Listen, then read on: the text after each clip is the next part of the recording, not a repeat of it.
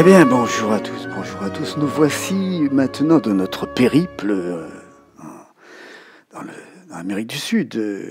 Le 12 janvier. 12 janvier, ça fait 7 jours. 7 jours que nous étions en pérégrination depuis Buenos Aires. Et nous nous retrouvons là, 500-600 km au nord, dans cette pointe. Là, il faut regarder une carte. Si vous regardez une carte du Brésil, la pointe extrême sud-ouest du Brésil, c'est Barra do Carrai.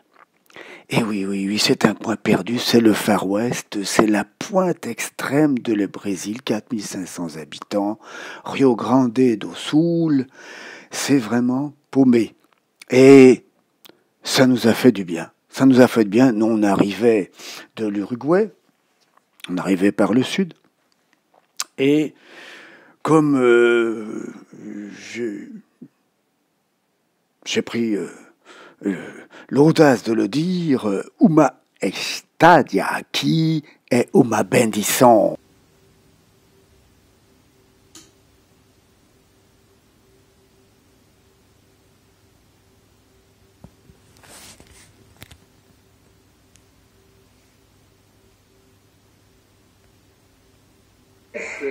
Viajou con mi mujer desde Buenos Aires hacia el norte, hacia Misiones, y me encontró por casualidad en esta pequeña ciudad de Barra do Carrai. Una buena casualidad, verdaderamente, porque acogienza, a gentileza de todos fue para nosotros una ocasión de descansar, de esperar un poco antes de seguir adelante hacia Misiones. El Hotel Barra, nunca se debe olvidar. Un buen sitio con la familia y todo lo que esperamos para descansar. Muy tope. Uma estadia aqui é uma bendição. Un séjour ici, c'est une bénédiction. Obrigado, Dona Maria. Dona Maria, ouais, c'était la tenancière, la propriétaire de ce petit hôtel où nous a déposé un taxi un soir. Un taxi qui venait d'Uruguay et qui avait passé allègrement la frontière, la minuscule petite frontière, enfin si minuscule poste de douane en face en Uruguay, dans ce coin qui s'appelait Bella Union, Beja Union, comme le prononcent les Uruguayos. Eh bien, un cachet du fonctionnaire uruguayen, un cachet de sortie, et allègrement traverser le pont, rentrer à Barra do Carrai au Brésil, sans s'arrêter à quelconque administration. Nous voici donc à Barra. Et il nous dépose, j'ai demandé un petit hôtel, il nous dépose au Barra Hôtel. Barra Hôtel. Voilà, c'est tout. Il me dit ça, c'est bien, c'est pas trop cher, c'est sympa. Bon, alors, se trouver là, nos valises, ils avaient souffert un petit peu, on a posé nos valises, fait le point de la première semaine de voyage, et nous sommes trouvés dans un petit village qui nous a fait penser un peu, et pas par hasard, à Mana, dans l'ouest de la Guyane. Et ça a fait beaucoup de bien. Il faisait très chaud, c'était un climat tout à fait équatorial. On a fait le petite balade le soir dans les rues du village, en saluant comme il convient les personnes assises sur le seuil de leur maison. Hola, bon dia, tout de bon, boa tarde, etc. Et bon, on a commencé à s'approcher un peu du fleuve qui est peu avant la confluence avec le rio Uruguay, c'est le fleuve, c'est tout simplement le rio Caray. Eh bien, on a vu des vanneaux du Chili, des vanneaux qui font beaucoup de bruit, et les vanneaux du Chili qu'on voit dans toute l'Amérique du Sud, mais pas jusque en Guyane.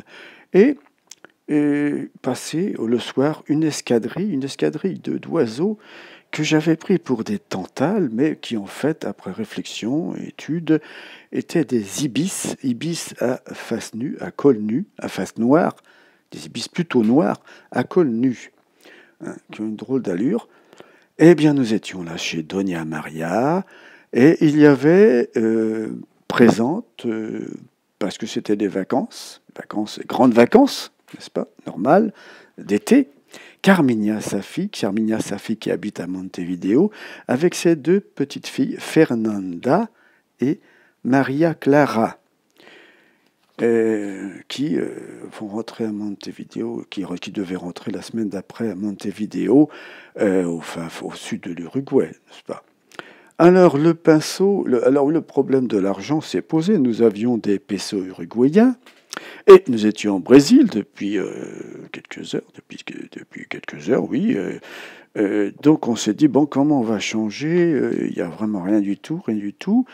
Mais la première épicerie auquel nous sommes adressés nous a dit, allez à côté, juste à côté, la petite maison bleue, l'autre épicerie bleue, à côté de la Lancheria, va vous changer l'argent. On est entré dans l'épicerie bleue et on a sorti des billets de 1000 pesos uruguayens qui donnaient 106 reais. Bon, suerte amigo. Ok. Bon, c'était rapide comme change. Eh bien, on a vu quelques oiseaux, là, ici, des tirampira, des roncocoy, encore des vanneaux du Chili, etc. Caraï, ça fait beaucoup, beaucoup de bien. Et on y est resté 2 nuits avant de s'adresser au petit terminal. Il n'y a pas de terminal bus à Caraï, mais à côté de la station-service, de l'unique station-service, il y a une petite bicoque qui est marquée Officina Transporte, je ne sais plus. Bon, c'est là que le bus s'arrête et c'est là qu'on a pu voir, voyons, de Caraï à Uruguayana, les départs seconda-feira, sábado. Seconda-feira, segundo, terço, quarta-feira, c'est en portugais, c'est lundi, mardi, mercredi, parce que le deuxième jour de la semaine, segundo, c'est toujours le lundi, le premier, c'est le domingo. Donc, secondo à sábado, c'est 6h30, 12h30, 16h, 18h. Et le domingo, eh bien, on était domingo, justement, c'est 6h30, 12h30, 16h. C'est donc 12h30 tapant qu'on attendait le bus et qu'on est parti et qu'on a déboulé. On a déboulé à Uruguayana, la grande ville de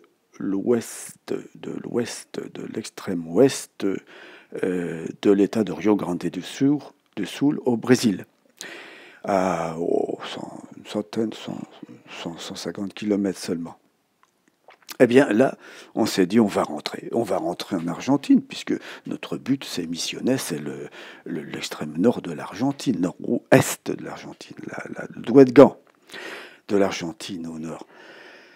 Eh bien on a traversé le pont entre Uruguayana et Paso de los Libres. Mais avant le pont, on était en Brésil et on était dans une grande ville et on a le taxi qui nous transportait depuis la grande rodoviaria d'Uruguayana. Un moment, c'est un peu inquiété au moment de doubler allègrement la longue file qui s'étendait devant la douane brésilienne, la sortie du pays.